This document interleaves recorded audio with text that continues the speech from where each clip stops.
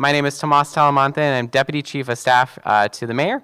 And we want to thank you for joining us as we kick off the FY22 budget season. If you're joining us by phone, I do want to remind before we go to the Mayor to kick us off with remarks that you can press 0 now to be entered into the question queue. Again, that is 0 if you're joining us by phone. If you happen to be joining us by any of our live streams, you can ask directly on Facebook or Twitter your questions, and we will get to those questions as well. And so to get us started, I'm going to kick it over to Mayor Bowser. Thank you, everyone, and good afternoon. And it is a pleasure to be with you today for what I guess is my 6th or 7th budget engagement forum series. We certainly plan these budget engagement forums to hear directly from DC residents on what is important to you. As we have done every year, we are kicking off our budget engagement forums with a senior town hall. And while we are completely virtual this year, it's important for me and my team that we hear your feedback as we prepare for the FY22 budget submission before we submit it to the council. I want to start thanking each of you for all of your sacrifices that you've made over the past year. We know it's been a difficult year fighting COVID, but I am so proud of the work of DC government employees and leaders, and you would be too. They are working in person and virtually to make sure that our programs and services are serving DC residents. They continue in the fight against COVID in making sure that we have an effective and safe COVID vaccine rollout. Right now, residents who are over the age of 65 years old and residents of long-term and immediate care facilities and residents of community facilities and group homes are among groups who are eligible to receive the vaccine. And while right now the demand for the vaccine outpaces the supply that we are receiving from the federal government, our goal remains to make doses promptly available as we receive them and ensure that we have an equitable distribution of the vaccine, prioritizing those communities hardest hit by the vaccine. We should all be proud that 1 in 3 DC residents over the age of 65 has gotten at least 1 dose of the vaccine. And as additional vaccine comes in over the next several weeks, we know that number is just going to increase. We want everyone to be aware that vaccine appointments are available from the DC government portal every Thursday at 9 a.m. for seniors who live in priority zip codes. And those zip codes are based on our experience with COVID. Those are areas who've had the most cases and the most fatalities.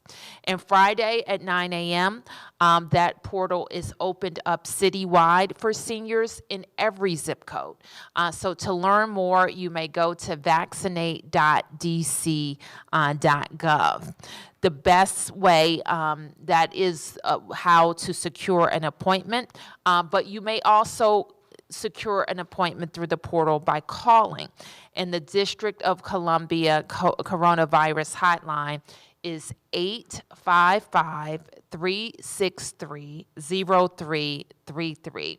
And again, that portal, the phone portal, opens at 9 a.m. on Thursdays for priority zip codes and 9 a.m. on Friday for all zip codes. In addition to these appointments, hospitals and healthcare centers across DC have limited doses of the vaccine and are working to vaccinate their eligible patients. If you're nervous to take the vaccine, I want to assure you that it's safe and effective. Millions of Americans have taken the vaccine, including myself, including Dr. LaQuandra Nesbitt, our doctor. We both got vaccinated because we know this is the best way to protect ourselves, our families, our healthcare workers, and the best way to get back to a sense of normalcy in the district. So now let's go back to talking all things budget. We know last year was a true test of our city. The economic crisis caused by the pandemic caused us to make some very difficult choices when crafting last year's budget. In fact, we had to redo last year's budget in just a few weeks to meet the revenue expectations that we had for 2021. But our strong financial position going into 2020 allowed us to continue to make critical investments. And that includes programs like the ones you rely on in particular, like a $4 million Safe at Home program, that in 2020 it was $4 million. It also, that program, as you know, enables us to ensure that more seniors can age in place right in their own homes and right in their own communities. We also delivered 2 million meals to homebound seniors during the pandemic, and in the fall we opened the Fortitude at Delta Towers and 555 East Street Southwest, delivering over 270 affordable homes for seniors. We were also proud to announce 2 agreements for new hospitals at St. Elizabeth's East Campus, which will be a new hospital in partnership with George Washington University, and at Howard University Hospital, where we are investing with the hospital and transforming its hospital complex on Georgia Avenue. So there's a lot to focus on in 2021, and I'm eager to get our community vaccinated so we can all get back in person. So with that, I want to turn to our team and introduce to you the city administrator for the District of Columbia. I had the pleasure of appointing Kevin as the city administrator just a couple of weeks ago. He joins us, of course, having served for our entire tenure as the deputy city administrator, and he has considerable experience in D.C. government and the federal government, and we're looking forward to his service as CA. Also, Jennifer Reed, who has been with me throughout these 6 years as well, and serves as my budget director. And the city administrator, with Jenny's leadership, works with all of our agencies to craft a balanced budget. So their job right now continues to be to listen to agency directors and to listen to you to make sure that the funds that we have available as a city, and even though we've had a down year, I'm very positive about our financials, very positive about our how we will come back from this pandemic, and very committed to making sure we're investing our resources wisely. So with that, let me turn to Kevin and Jenny. Good afternoon. I'm Kevin Donahue, and right now we want to listen to you. And to do that, Jenny, Reed, and I will talk about both the process that we went through and we're going through to make the budget, and then we'll highlight some of the investments that we're making. So Director Reed will walk through the process, and then I'll walk through some of the investments to help facilitate your thoughts, your questions, and your ideas. Thank you, City Administrator. So a little bit about our budget process. Our budget process actually goes throughout the entire year. We are currently beginning our process right here with you in our preparation phase, where we first begin by listening to our residents, to our agencies, to all of our stakeholders on what are their priorities in the upcoming budget. We take those ideas and suggestions, incorporate them with our agency suggestions, and put them together to provide recommendations to the mayor on how best to utilize our resources. We then submit that budget to the DC Council. This year, the budget will be submitted on March 31st. And the DC Council then holds a series of public hearings, engages more input from the public. They then make any tweaks or modifications to the mayor's budget submission, and then they submit it to Congress for congressional review. After Congress has reviewed the budget, we begin the enactment of that budget on October 1st every year. and we begin to look at how agencies are working and how they're delivering their programs and services, my team comes back into play where we not only work on the preparation of the budget, but also the monitoring of the programs and services and make sure that they are delivering those programs and services well and as they're intended. We then conclude the fiscal year with the Mayor's Accountability Report, where we talk about what we have done over the past year and the accomplishments we've achieved. We move into agency performance oversight hearings, which are happening at the council right now. And then finally, we end with our CAFR, or Certified Annual Financial Report, that shows how well we utilized our dollars in this past year. And I'm pleased to say that a couple weeks ago, the CFO did release our 24th clean consecutive audit with no material weaknesses or significant deficiencies. So jumping to the next slide, I want to talk to you a little bit about some of our budget fundamentals.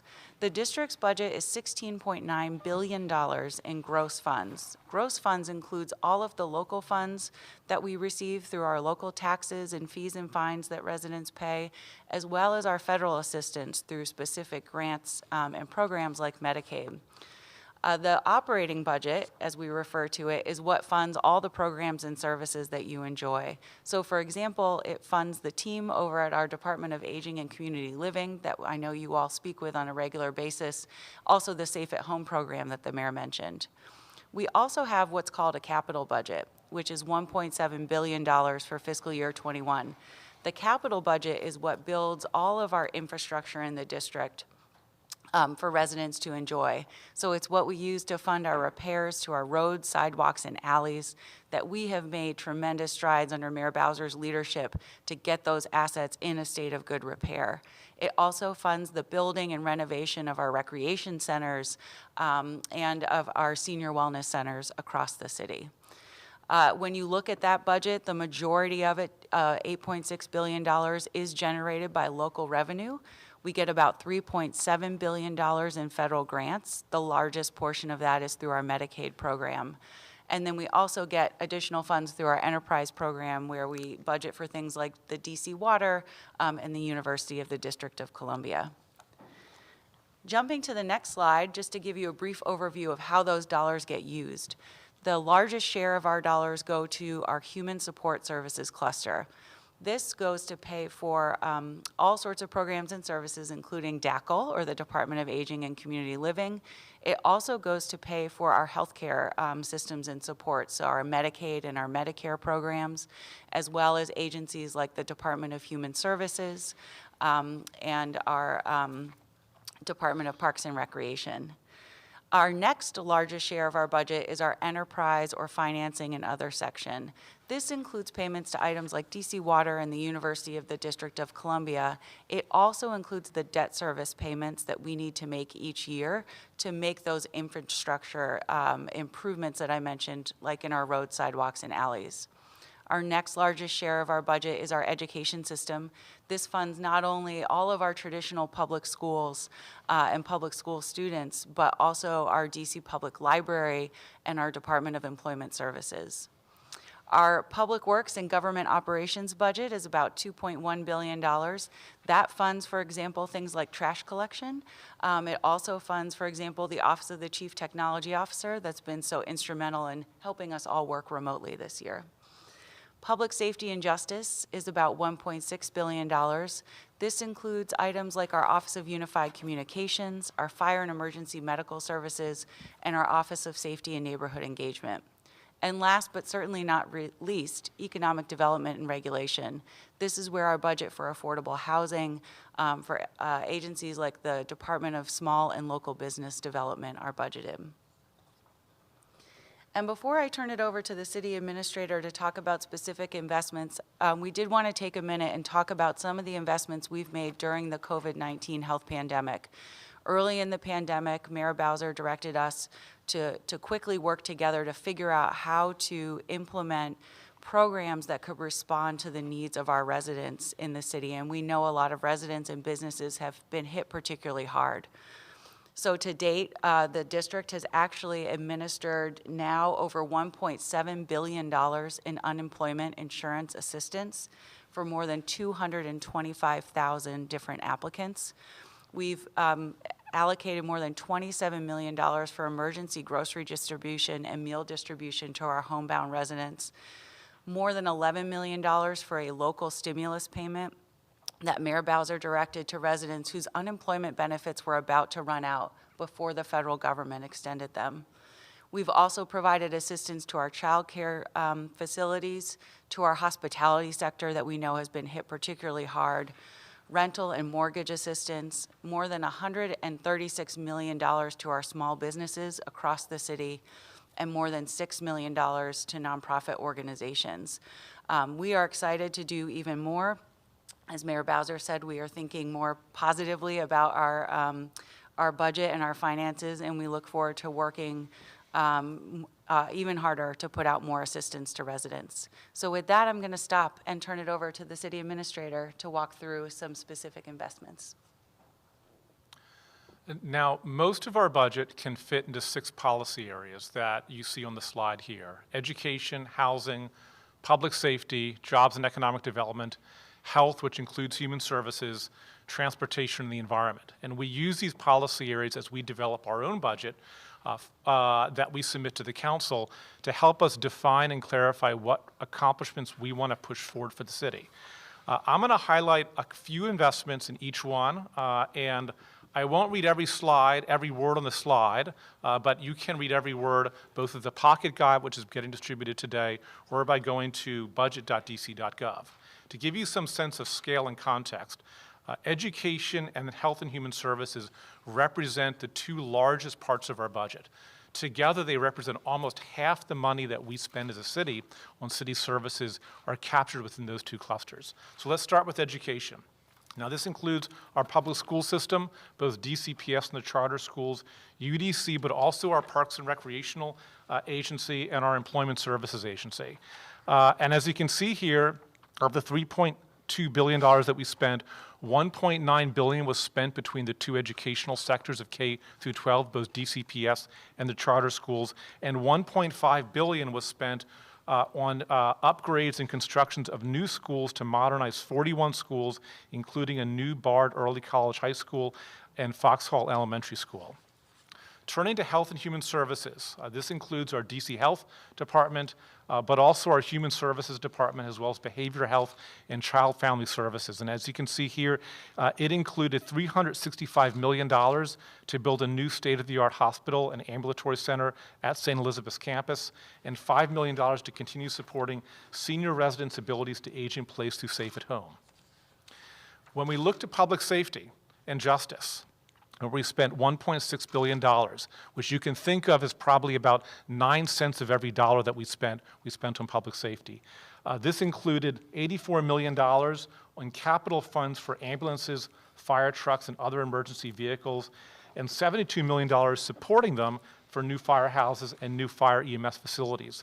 It also included adding $2.4 million on top of historic investments that we made in increased violence intervention work that included a new restorative justice program at our Office of Neighborhood Safety and Engagement. Turning to transportation and the environment, which includes DDOT, our Public Works Department, and our Department of Energy and the Environment. That included $40 million to clean up the Anacostia River and help make the river fishable and swimmable, and $53 million for tree planting and urban forestry efforts throughout the city. If we look then at affordable housing, and affordable housing is in a number of different city agencies, all geared towards achieving the mayor's goal of having 36,000 new units of housing by 2025, which includes a third of those being affordable. That included $100 million to maintain our sustained historic investment in the Housing Production Trust Fund for this fiscal year that will create 1,000 new units of housing and adds $8.4 million for Housing Preservation Fund. $65 million over 2 years to renovate, rehabilitate, and refresh DC Housing Authority residential buildings, and $46 million in new federal funding for rental assistance. And then jobs and economic opportunity. This included $8.8 million to support small businesses and communities through our Main Streets and Clean Team programs, $800,000 to support retail in small business grants, and $200,000 in DREAM grants to help small businesses in Ward 7 and 8. Now, this is in our local budget. It doesn't include the nearly $100 million that we put forward in federal money to support some of our struggling industries that have been hit particularly hard by the pandemic. And the final of the 6 areas that I'll talk about is infrastructure and community spaces. You can think this in large part as some of the construction that we do throughout the city, upgrading and building new facilities and assets. This included $464 million to fix our roads, sidewalks, and alleys, so we can eliminate all roads and alleys that are in poor condition by fiscal year 2025. More than $200 million over 6 years to renovate 26 parks and recreational facilities, including modernizing 6 rec centers. Part of that $200 million will go to the Therapeutic Recreation Center as well. This also includes fully funding the creation of a new senior wellness center for Ward 8 residents. Those are 6 of the areas and just a small number of investments that we're making this year, and we want to hear from you for ideas as we build our budget for next year. And I'll now turn it over to Director Newland to talk about investments that are specific to the Department of Aging and Community Living. Thank you, City Administrator. Good afternoon, seniors. I'm Laura Newland, the Director of the Department of Aging and Community Living. It's great knowing that so many of you are engaged with us, even if that has looked a little different this year. I want to thank Mayor Bowser for her incredible leadership during these long 11 months. Through unprecedented challenges, the mayor has remained steadfast in her commitment to seniors, asking all of us how we can better support and respond to our community. I also want to thank Dr. Nesbitt and her team at DC Health for their support and guidance as we continue to serve seniors throughout the public health emergency. DACL's partnership with DC Health is unmatched by any other state unit on aging and reflects DC's commitment to you. The public health emergency challenged us to think critically and reimagine how we continue to provide you with the same customer service you've always expected from us and from our 20 community-based partners. While we've adapted nearly every program, our core services remain intact, including adult protective services, where we continue operating a 24/7 hotline to investigate cases of suspected abuse, neglect, self-neglect, or exploitation of vulnerable adults. Thanks to Director Reed and City Administrator Donahue, DACL has delivered more than 2 million meals to seniors, and we deliver more every week. Through Safe at Home, we made 723 homes safer for seniors and installed cameras for 321 senior households in FY20. We developed new partnerships like Stay Cool with the Department of Energy and Environment because the district wanted to make sure seniors could stay cool during heat emergencies last summer in the safety of their own homes. This year, we're partnering with Mary's Center through Eat Well, Live Better, a new senior nutrition program for low-income seniors with chronic illness. We remain committed to the mayor's priority of combating senior social isolation in our city, launching programs like Call and Talk, the Senior Tech Connection Program, and creating a virtual events hub designed with seniors like you in mind. This year, we've partnered with the entire community to ensure you know just how much your city loves you and values you. We've expanded our annual Cupid's Kids initiative, working with the DC Public Library to collect more than 6,000 Valentine's Day cards from all 8 wards for our homebound seniors, cards many of you received today and will continue to receive throughout the month. We've learned a lot over the past 11 months, but the most important thing we learned is that community is more important than ever. The role you play in the community has an impact on all of us, and that's why we can't wait until it's safe for everyone to get back together in person. But in order to do that, we need you to listen to our district doctor, Dr. Nesbitt. Join your neighbors and friends in getting vaccinated. Continue to stay safe by washing your hands, wearing a mask, and practicing social distancing. But remember, don't be socially distant. No matter what the future looks like, you're a critical part of what makes the district great. I can't wait to hear your ideas on how the district can be an even better place for all of us to live and age well. Thank you so much, Director. And we're going to move to the Q&A portion of the program, and we're excited to hear from our district seniors your budget priorities and what you wanted to see as the mayor prepares the budget. So I want to remind everyone, if you're joining us by phone, you can press 0 now to be entered in the question queue. We already have some great questions, some great seniors getting ready to ask some questions here. But if you have a question, you can press 0 now. Also, if you're joining us by watching on social, you can ask directly on Twitter and Facebook, and we're going to get to some of those questions on social as well. But to get us started, we're going to go to Ann Taylor in Ward 8. Ann, you can go ahead. Your line is unmuted. Okay, good afternoon. My name is Eldry Ann Taylor. And I just want to make a quick statement, and my question will follow. I'll be very quick. Workers between 60 and 75 years of age are not only proving to be capable of working in many occupations, they actually exceed their younger counterparts because of their superior judgment, experience, and safety performance. And this comes from the AMA Committee on Aging. It is a pamphlet. If anyone wants that, I have the information that they can find it after I speak. My question is, between the ages of 60 and 75, as I stated, black people are living longer now, especially in my age group. We're taking better care. We've learned how to take care of ourselves better. And some of us are pretty smart and staying that way because of that and our interest in things and a lot of reading and going back to school and doing those things. So what will the Department on Aging, what will you guys do for those of us that are in that bracket? I'm not speaking only for myself. I keep myself pretty busy. I have my own little business, and I do a lot of things. But for those of us in that age bracket, and I won't say it's discrimination, and I don't have to spell it out, but there is, people tend to don't want to hire folk around our age with such good qualifications and skills. I'm talking about really great qualifications and skills that may have gone back to school. Later, I received. Ma'am, I'm going to, I think I have your question.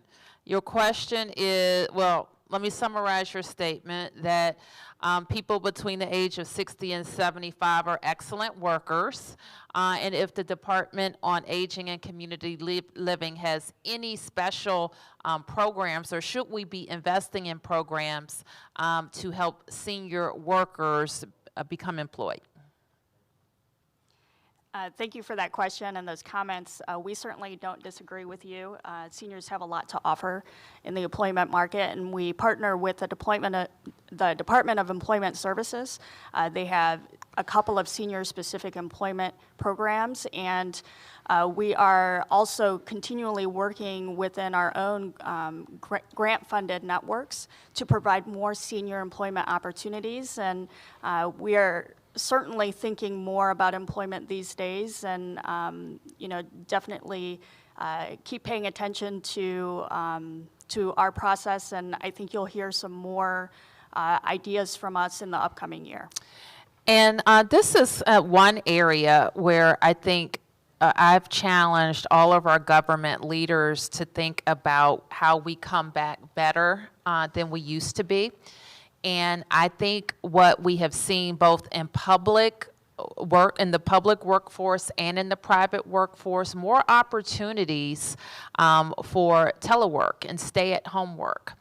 And I think this opens up, Laura, and I know that you and your team and our team at DOES will be focused on this as well. How can people who weren't able to get into the job market before because of transportation or a mobility issue or inability to, commit to 40 hours a week, will the experience with COVID over this last year change the way we think about work in the public sector and in the private sector? And I think this is an awesome opportunity to think about more senior employment. Great. We're going to go to our next question. We actually have a question online from one of our seniors, from Miss Winnie Houston. The question is, what are you all going to do in the budget to help combat senior food insecurity in the next fiscal year? Thank you for that question. So over the past 11 months, we have added 5,000 people to our home delivered meal program. As I mentioned in my remarks, we have created new food program. Our partnership with Mary's Center is focused on low-income seniors with chronic disease and connecting nutrition with health outcomes. And we've also increased our investments in food through our partners with our senior service network. We continue to keep a really close eye on this. We know that food insecurity has increased for seniors over the past 11 months. We will make sure that our community is taken care of. Great. We're going to go to our next question from Loretta Kieran in Ward 4. Loretta, your line is unmuted. Question from Loretta Kieran in Ward 4. Loretta, your line is unmuted. Oh, thank you. Thank you for taking my call. Loretta, I think you need to mute your TV if you're watching on TV as well. Thank you for taking my call. So I'm a Ward 4 senior who lives west of Rock Creek Park, and I attend the Chevy Chase Community Center, which has been closed. And my question is, why can't the renovation, which was slated to begin last year, and the financial issues of the building be resolved while it's closed so construction can begin as soon as possible? Let me ask Jenny, can you remind me where we are with that? I think, Loretta, last year in the budget, I made the budget for the Chevy Chase Community Center whole. In fact, I pushed it up. You did, Mayor. And Okay. I'll get the exact numbers for you. The increase began in FY23 and 24 for the Chevy Chase Community Center. Okay, so Loretta, to your question, I think you know we have a several-year budget process for our capital expenditures, which building renovations fall into. So we have a plan to get it started. And if your question is, why don't we just start now, it's because the Chevy Chase Center fits into a bigger puzzle where buildings all across the city are in that plan. From time to time, that schedule changes, as it did for the Chevy Chase Community Center last year, in which we pushed it up. But when we do that, when we move one center in front of the other, that means some other project might be impacted in the city. So thank you for that feedback, and we will certainly look at how we can best maximize the construction time. Great. We're going to go to our next question from Kimberly Holmes in Ward 8. Kimberly, your line is unmuted. Good afternoon, Mayor Bowser Good afternoon. and the panel. My question for you is, can you add to the budget the caregiver subsidy, and what is your plan for the caregiver program? Can I add, can you say the first part of your question? I didn't hear it. Are you going to add money to the grandparent subsidy, and what is the plan for the caregiver subsidy? Okay. Program. Jenny, can you give us kind of a summary of where we are with grandparents? Absolutely. So we have both those programs funded in the Child and Family Services Administration budget with the caregiver and the grandparent subsidy, and we are currently serving a lot of residents through that program, and the director knows that there's more demand, and we are currently working with her to find out ways we can maximize dollars to be able to invest more in that program to be able to meet the waitlist demand. For grandparents, caregivers? For grandparents and Okay. caregiver. Okay. Yes. All right. Thank you for that question. That's a good question. We know that we have a lot of grandparents who are caring for their young people, and we want those kids to be safe and in loving homes. So thank you for what you're doing. The CFSA director would also want me to say that we continue to encourage DC residents to become foster parents. And the people coming forward fostering has been impacted by COVID. So please think about how you can work with Child and Family Services. Great. We're going to go to our next question. And I do want to remind everyone again on the line, you can press 0 to be entered into the question queue if you're joining us by phone. We're also taking questions directly from Facebook and Twitter, which our next question is coming from online. If just the mayor and Director Newland can go more into different programs to help supporting seniors with digital needs and with the virtual posture during COVID. That's another great question because I think we have, and aging has explored the digital divide in our senior community, and I think we have some room to grow there. Director Newland. So over the past few months, we've heard a lot from seniors directly about wanting some assistance to bridge the technology divide. So there are a lot of seniors who are online. I see you all on Zoom, and we have a good time together. But there are many more who need a little bit of extra help. So we have a senior technology connection program, which is connecting 500 low-income seniors with a tablet and internet service. And we'll be starting distributing tablets next week. And we also have a lot of tech support programs. And so I would encourage you can give us a call at 202-724-5626 and ask which programs are available, because we have programs going on all the time throughout the city through the phone and online to teach you how to use your smartphone, iPad, laptop, etc. Great. Fantastic. We're going to go to our next question from Heather Foote in Ward 1. Heather, your line is unmuted. That's it. There we go. Heather Foote in Ward 1. There we go. Heather? Good afternoon. Thank you for this opportunity. My question is for the mayor relating to senior transportation. And my hope is that the city can provide funding to Department of For-Hire Vehicles would enable it to reintroduce the taxi rail program for the most underserved areas.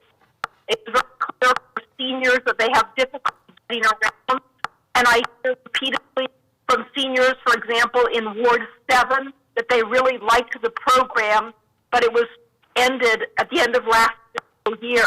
I really hope it can be reintroduced for a targeted population of underserved seniors.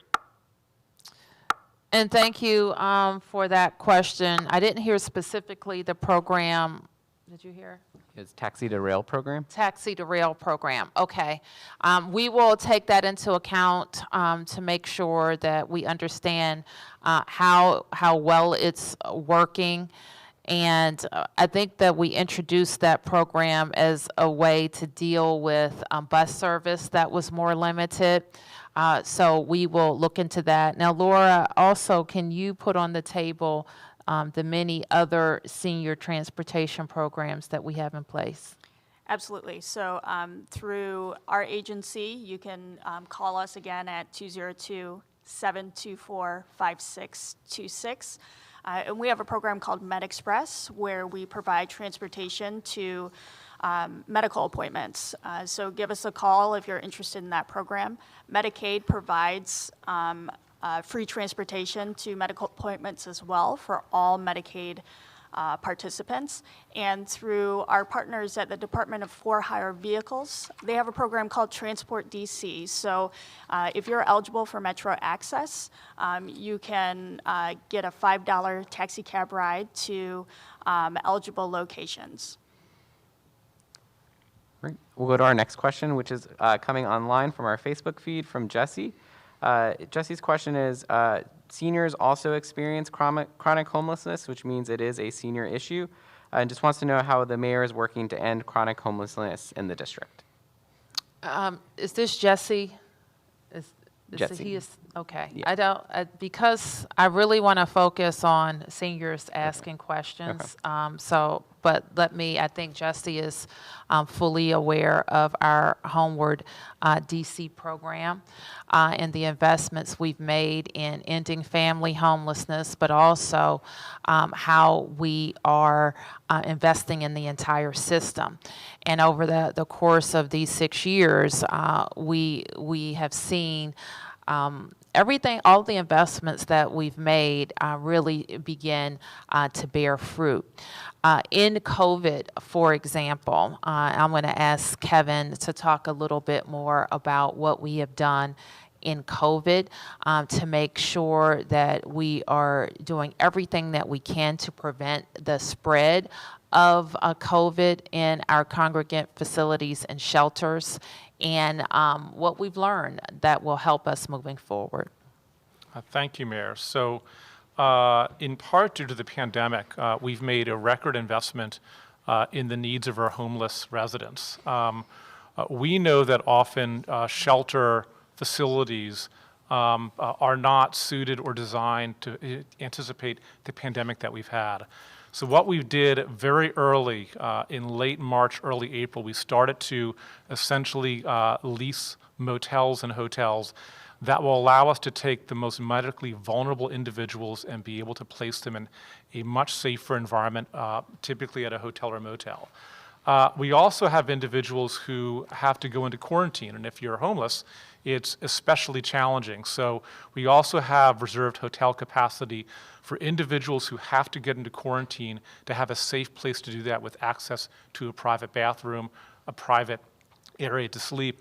And then we reserve their space at that shelter so they don't have to worry that if they go into quarantine, they'll be somehow shut out of a space that they're typically accustomed to going to. Finally, our system is not just about the shelters, it's also about providing housing. And we've had record investment in rapid rehousing, in permanent supportive housing, and in continuing to invest in our Homeward DC program. And I would expect as we enter FY22, you will see increases in those investments to be able to accelerate that work. Thank you. We have time for just a few more questions. So again, if you're not in the queue yet, you can press 0 to be entered into the question queue. We're going to go to Marilyn Johnson in Ward 5. Marilyn, your line is unmuted. Yes, hello. Hello. I would like to know, how do I register to get a tablet? Laura, how to register to get a tablet? That's a great question. You can give us a call at 202-724-5626. And again, this program is focused on low-income, isolated seniors, but they will be able to talk with you and see whether or not you'd be eligible for the program. Great. We have another question coming from online from Odyssey Lane. Her question is, what type of housing programs are available for seniors to buy their homes that they've been renting for years? Well, that's a great question. We have a number of housing programs that are available through our housing partners in our Department of Housing and Community Development, which is what I was trying to get out, works with a number of agencies for first-time home buyers and also mortgage programs for DC residents who are not first-time home buyers. And so we will, what we want to put, to provide you with is how to look at DC housing programs at Housing and Community Development. Great. We're going to go to our next question from Stephanie McClellan. I may have mispronounced that, so I apologize, Stephanie. Your line is unmuted. Hi, my name is Stephanie McClellan. I'm the Deputy Director of DC Kin Care Alliance. We represent many grandmothers who take care of their grandchildren and are eligible for the grandparent caregiver subsidy, but they're currently on the waiting list, and so they're not receiving the subsidy to which they're entitled, and the children aren't receiving the benefits that they need. Brenda Donald testified that it would only take $800,000 to clear that waiting list. Is Mayor Bowser going to include money in the budget this year to eliminate the waiting list for the grandparent caregiver subsidy to support grandparent caregivers and the children that they're raising? Well, thank you for that. We had a question just a little bit earlier about the kinship program. It's certainly a program that we support. We think it's very effective for the grandparents and grandchildren, and we'll continue to look at it in the budget process. Great. We're going to go next to Commissioner Washington. Commissioner, your line is unmuted.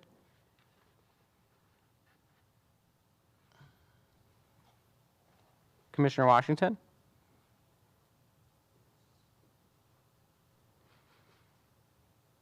His question is just more, with the investments in the budget, are the budget team and Director Newland accommodating different fiscal supports for things like social distancing at senior centers, different COVID-related impacts as we look at investments for those budget items? Sure. Well, thank you for that question because it kind of speaks to reopening and what we're doing with our own facilities for reopening, and we've been very focused on that.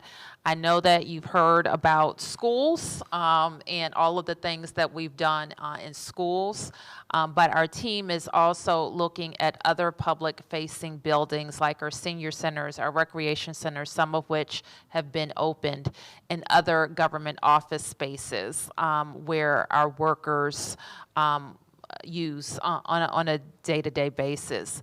I have been very proud that we have created a local stockpile of PPE and sanitation supplies. We have been able to invest in enhanced cleaning. We have one of the best testing regimes anywhere in the country. And so we have been able to make the types of investments necessary to reopen when our health metrics suggest that we do so. It's also going to be important that we maintain the health recommended social distancing, the spacing in our buildings, as well as sometimes cohorting our employees. But as we go through the months, we expect that those recommendations will also change. So that's a long answer to your question, is that we have appropriately used our emergency federal assistance to make sure we have the supplies and materials necessary to make our buildings safe. Kevin, do you want to add anything to that? The only thing I had is to highlight that last point. So the federal aid that we do have, the first priority is to go to allow people to be safe in spaces where they have to gather, whether it's a hospital, a rec center, a senior wellness center. And what we did early in the pandemic is that we purchased enough PPE, enough plexiglass to house that locally. So when there is a need that arises, we're able to take it from a warehouse here in DC and be able to deploy it very quickly. And as we reopen more, we'll be able to expand those supplies to new facilities that allow people to use them. Great. Well, Mayor, that looks like all the questions we have in the queue and online. So. Okay, well, fantastic. Well, I want to thank everybody for dialing in, for listening. We heard some great recommendations here. I'm certainly focused on the grandparents subsidy. I also heard about how we can connect more seniors to digital devices, and maybe we can use our own Channel 16 to have some training on those devices. I think that would be fun. Transportation and food security were also questions here. So I want to thank you. Know that I'm very grateful. We recognize the tremendous sacrifices that you've made, and we also recognize the tremendous losses that we've suffered as a city. And while we've been focused on the budget here, we know that personally people have been disconnected from loved ones and friends, and have lost loved ones and friends. And so we're all hanging in there together, and we look forward to being together soon. We want to again joining us, and want to remind of a few things. Again, the budget pocket guide is being delivered thanks to DACL to our seniors across the city, but is also available for you live right now online at budget.dc.gov. We also want to remind of our upcoming budget engagement forum schedule. We'll have our next budget engagement forum on Thursday, February 18th at 6 p.m., and then our second one on Saturday, February 20th at 11 a.m. Those will be virtual. More information on that is available at budget.dc.gov. And then just want to remind everyone as well, you can go to budget.dc.gov now to share your budget priorities, as well as dialing 202-442-4755. Again, that's 202-442-4755. You can call that number, share your budget priorities, and we will make sure that that is shared with the mayor and the budget team. So we thank you all for being here with us today. All right. Thank you, everybody. Thank you.